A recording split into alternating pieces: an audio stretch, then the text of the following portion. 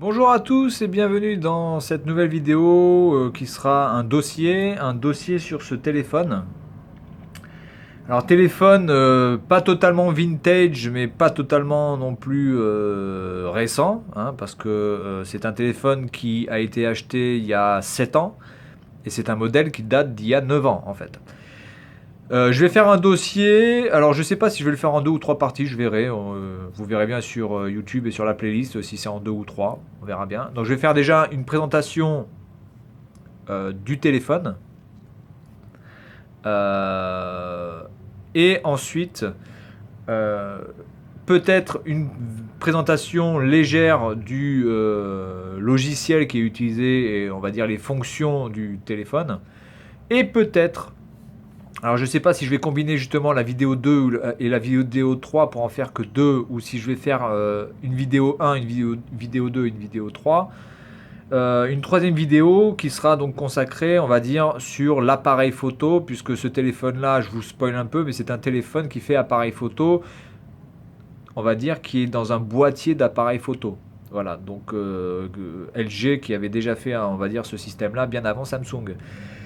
Donc je vais voir comment je vais faire, ça dépendra aussi de la durée de la vidéo. Si je vois que la présentation est assez courte sur la vidéo 2, bah, je combinerai avec la troisième partie et puis j'en ferai qu'une seule en fait.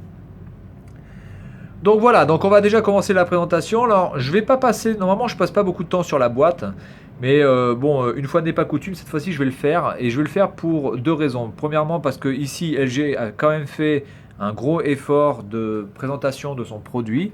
Et secondo aussi parce que la personne qui me l'a vendu et qui donc a ce téléphone depuis énormément de temps l'a conservé dans un état qui est, je vais pas dire nickel parce qu'on ne peut pas conserver un téléphone pendant 7 ans dans un état à 100%. Mais vraiment, cette personne-là a été précautionneux avec son produit et on va dire par respect pour aussi les gens qui prennent soin de leurs affaires, je vais quand même faire un petit tour de cette boîte. Alors la boîte elle est noire comme pour les iPhones, par contre c'est pas du noir brillant, c'est du noir mat. Avec ici la partie donc téléphone qui est mise en évidence et non pas la partie appareil photo. Avec ici donc la phrase d'accroche évidemment. À part ça sur la boîte il n'y a rien. Vous n'avez absolument rien sur les côtés, pas de publicité ou de je sais pas quoi, rien derrière, que dalle. Vous avez simplement ici donc les informations. Donc c'est le LG KU 990R. Connu sous le nom LG Beauty, qui est de couleur noire. Et je ne sais pas s'il y avait d'autres couleurs, mais bon, s'ils me disent couleur noire, c'est qu'il devait avoir d'autres couleurs. Moi, je ne sais pas les autres couleurs qu'il y avait, mais enfin, en tout cas, moi, je l'ai en noir. Alors, on va présenter de suite ce téléphone, enfin la boîte de ce téléphone. Je vais y passer un petit peu de temps, je ne vais pas non plus m'endormir dessus, mais je vais quand même présenter ça. Alors, quand vous ouvrez, vous avez ici. Voilà, ça c'est super bien fait, un effet un petit peu 3D du téléphone face arrière ou face avant ou face arrière face avant comme vous voulez. Moi je considère que la face avant c'est le téléphone, c'est l'appareil photo, que la face arrière c'est le téléphone, pour moi. Hein. Très très bien fait, très bien conservé, c'est voilà, c'est vraiment très très beau. Euh, Quand on achète là ce produit-là, qui en plus a dû coûter, je pense, assez cher, ça fait quand même plaisir d'ouvrir on va dire une boîte qui est en accord avec le prix. Petit bémol quand même, il n'y a pas d'aimant pour fermer la boîte. Voilà, ça ballotte. Il n'y a pas d'aimant. C'est un peu con, mais bon, voilà, c'est un petit peu le bémol. Voilà, ensuite on est dans l'intérieur. Alors là c'est pareil, la personne a tout conservé sauf le kit main libre. Mais encore une fois, le kit main libre, quand j'ai vu la photo à quoi ça ressemblait, honnêtement la personne ne l'a plus, je pense parce que le kit main libre a simplement il a lâché prise quoi. Il était vraiment moisi parce qu'ils sont vraiment pourris les kits main libres de toute façon dans les téléphones. Donc ça je l'ai pas, c'est dommage, mais bon, entre guillemets j'ai envie de dire c'est pas grave. Hein. Donc vous avez ici le chargeur, voilà, très bien présenté dans la boîte noire, de même couleur que la boîte principale. Voilà, hop. Donc deuxième point négatif après l'aimant, bon ça c'était un détail, mais ça c'est un peu moins un détail quand même, c'est que à l'époque on travaillait beaucoup sur du port propriétaire. Et ce téléphone-là est uniquement en port propriétaire sur toutes les connectiques. C'est-à-dire que le USB est en port propriétaire, le chargeur est en port propriétaire et le kit main libre est en port propriétaire. Donc vous n'avez pas de prise jack sur le téléphone, déjà je peux vous le dire. Donc là le chargeur, très bon chargeur, enfin classique LG, avec pas mal de câbles. Hein. Le câble doit faire un bon mètre, hein, vraiment doit faire un bon mètre, ça fait plaisir aussi. Il crache du 0,4 ampères pour du 4,8 volts. Ensuite, donc là vous avez le téléphone, appareil photo, téléphone. Enfin bon, pour moi c'est plus un téléphone qu'un appareil photo quand même. Hein. Vous avez ensuite donc le câble USB vraiment de très très bonne qualité aussi, très épais, qui doit faire un bon mètre aussi, hein, qui doit faire un bon mètre, oui, qui fait même 1,20 m je dirais, sur du câble quand même très très épais, le diamètre est quand même assez impressionnant. Là vous avez quand même du 0,5 mm. Hein, voilà, donc le câble est vraiment très très très épais, très très bonne qualité, et évidemment donc port propriétaire, hein, port propriétaire aussi. Voilà. Et ce sont les câbles d'origine, hein, attention, hein, ce sont les câbles d'origine. Et là vous avez ici la notice. Donc là je vais fermer la boîte, hein, puisque de toute façon la boîte, voilà, hein, il n'y a plus rien à dire sur la boîte en elle-même. Voilà, donc je vais la ranger comme ça. Hop.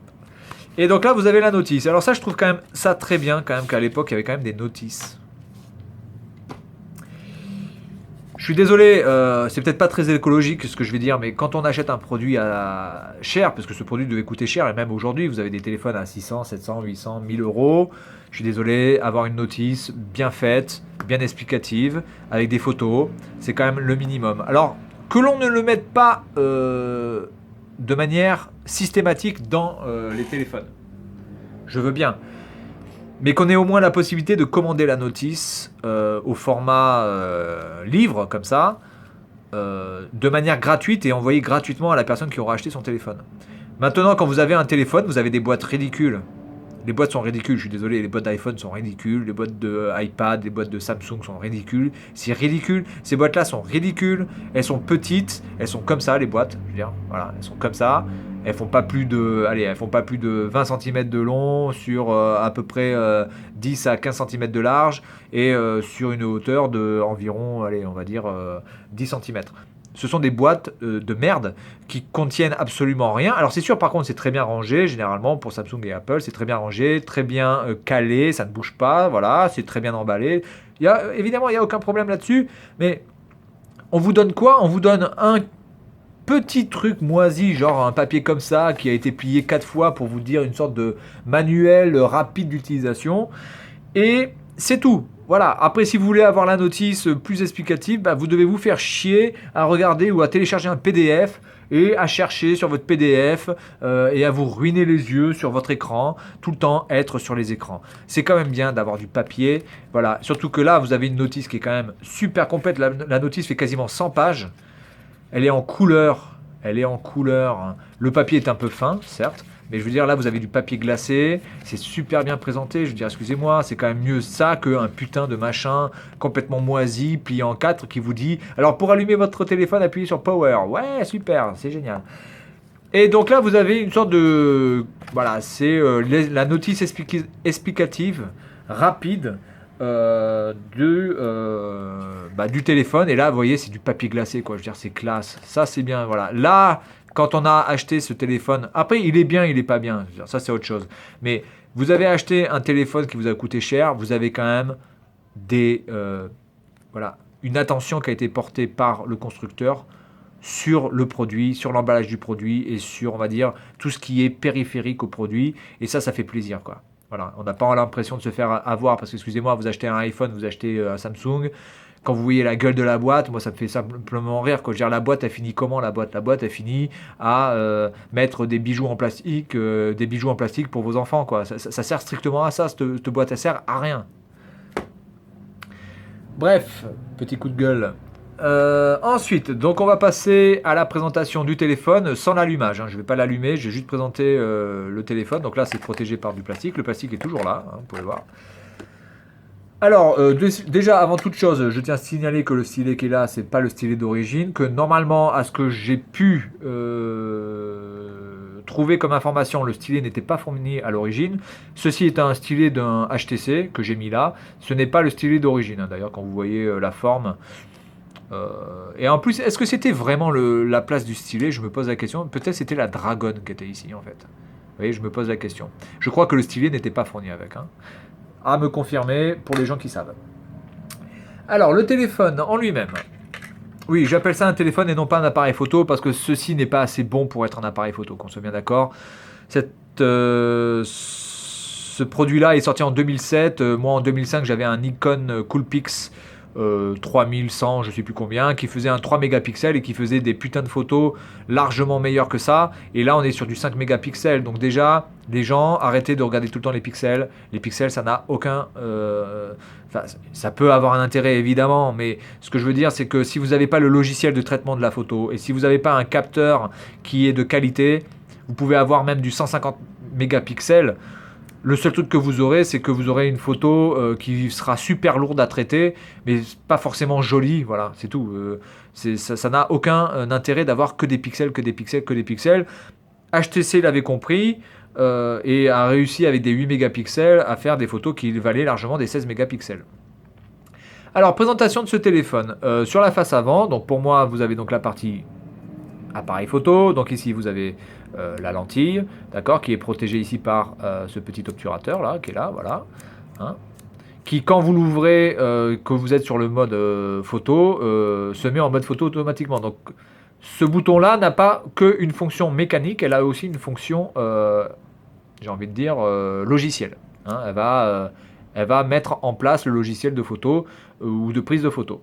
Vous avez ici la LED rouge pour éviter d'avoir donc les yeux rouges, hein, pour l'anti-yeux rouge. Vous avez le flash, vous avez le haut-parleur et vous avez le micro quand vous prenez des vidéos qui se situent ici. Là, je montrais là, en plus non c'est pas ça, c'est ça, hein, excusez-moi, je me suis trompé, c'est pas facile de... Donc là le logo qui est bien gravé hein, dessus. L'ISO est à 800 maximum avec un stabilisateur d'image et les vidéos sont prises en DivX. Puisqu'à l'époque c'était un argument marketing le DivX. Sur le dessus, vous avez donc les trois modes. Vous avez le mode donc lecture, le mode vidéo et le mode photo. Donc photo, vidéo, lecture. Voilà, et donc vous coulissez comme ça, hein, simplement. Ici vous avez le stabilisateur, le bouton qui sert de stabilisateur d'image et en plus de verrouillage d'écran. Et ici vous avez le bouton donc de prise de photo qui a deux clics. Premier clic qui permet de faire une focale, voilà, qui permet de faire un focus, qui permet de faire le focus sur ce que vous voulez prendre en photo. Et ensuite le deuxième clic qui prend donc la photo. Sur la face arrière, donc vous avez le haut-parleur, vous avez, pour l'époque quand même, il faut le noter parce que par exemple si vous prenez l'iPhone 3 GS, l'iPhone 3 ou l'iPhone 3 GS, vous n'aviez pas à l'époque de caméra avant. Ben là, vous en avez une. Alors qu'il doit faire du 0,3 mégapixels, hein, on s'entend bien. Mais elle est là, elle est là, elle est là, elle est présente. Donc pour 2007, je veux dire, c'est quand même assez novateur.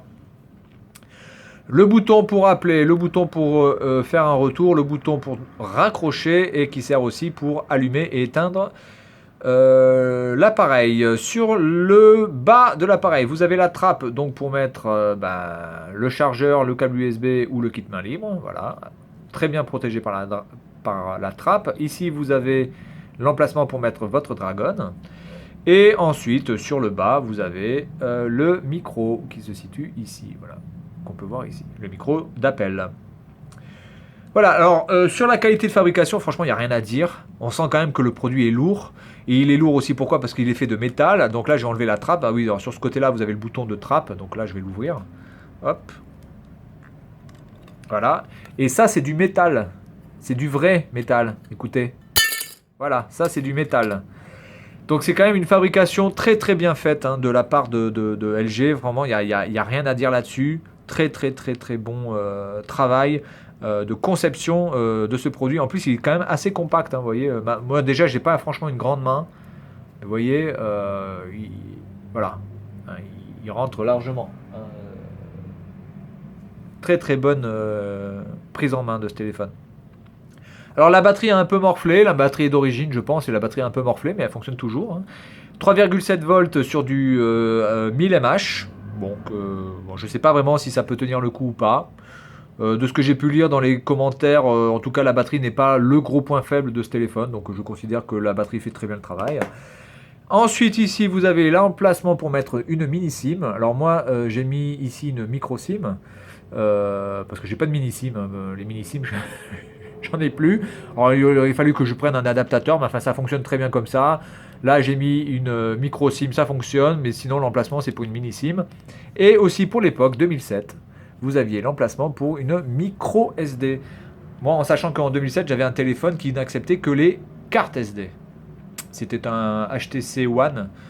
HTC One, l'un des premiers HTC vraiment, qui fonctionnait sur Windows. Qui était un bon appareil, mais qui était vraiment très difficile et très chiant à utiliser en fait. Voilà. Donc l'appareil photo, vous pouvez voir que c'est un 5 mégapixels autofocus ou focus manuel, et la lentille a été faite par Schneider. Donc quand même très très bonne coopération de la part de LG et de Schneider pour cet appareil. Maintenant je sais pas s'il a vraiment eu un grand succès commercial ou pas, je sais pas, je peux pas vous dire. Moi j'ai jamais vu quelqu'un avec ce téléphone dans les mains, jamais. J'ai jamais connu quelqu'un qui avait ce téléphone. Donc honnêtement là je peux pas vous dire s'il a été un grand succès ou pas. Bien, donc voilà pour la présentation de ce téléphone, de la boîte et la présentation donc du téléphone. Voilà. L'écran, alors oui, juste pour finir, l'écran c'est un écran évidemment résistif, donc c'est pour ça qu'on peut utiliser un stylet. On peut l'utiliser aussi avec les doigts évidemment, mais vaut mieux quand même utiliser le stylet parce que l'écran est quand même assez petit. Voilà. Donc voilà pour cette première vidéo de cette première partie du dossier. Je vais faire ensuite la deuxième vidéo et comme ça se passera, parce que moi je fais pas de montage, je fais pas de coupage, je fais pas d'assemblage ou je ne sais pas quoi. Quand j'aurai fini la partie de présentation, on va dire logicielle de ce téléphone, eh bien je verrai si le temps permet de faire la présentation de la partie centrale de ce téléphone, c'est-à-dire l'appareil photo. Si la vidéo est assez courte, je ferai aussi cette vidéo sur l'appareil photo en même temps. Si la vidéo est trop longue, eh bien je ferai une troisième partie, donc qui sera consacrée à l'appareil photo. Voilà, donc voilà, c'est terminé pour cette première partie et à la prochaine.